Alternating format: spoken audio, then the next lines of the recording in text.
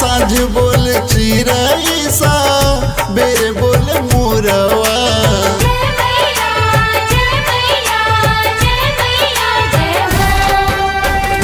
साँझ बोल चिरई सा बेर बोल मोरवा।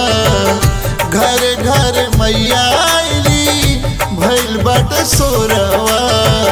कल सधई के जैया रो माता पुरोहित जी के शंख फुकाता। कल सधई के जैया रो माता पुरोहित जी के शंख फुकाता।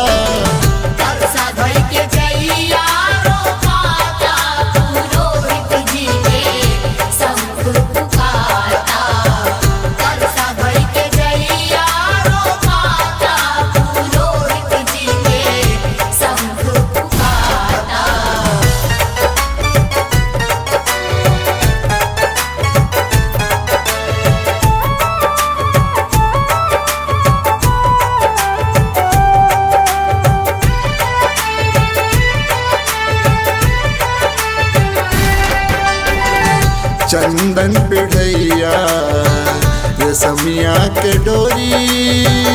निमिया पे झूला बंधली मालिन के छोरी।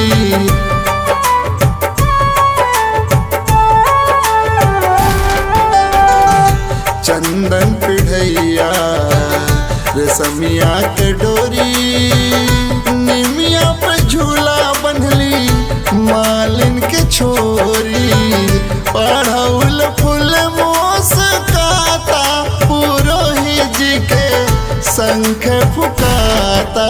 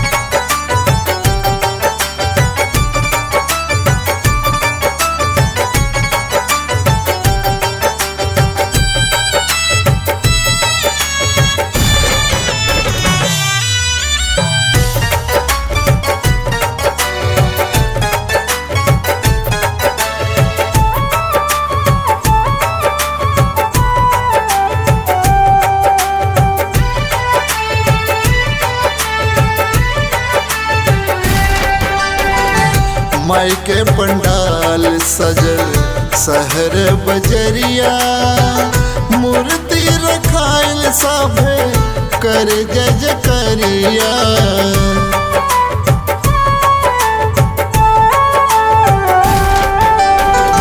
माई के पंडाल सजल शहर बजरिया। मूर्ति रखाइल सभे कर जय जकरिया। दुर्गा जी के चरण पूजाता पुरोहित जी के शंख फुकाता।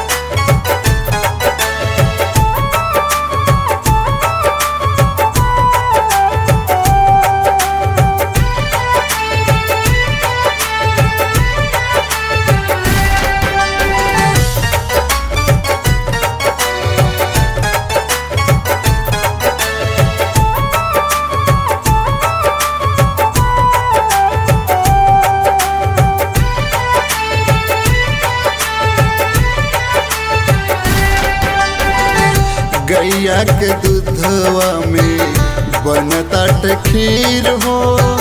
खीर खा के मैया रानी हरी है सबके पीर हो।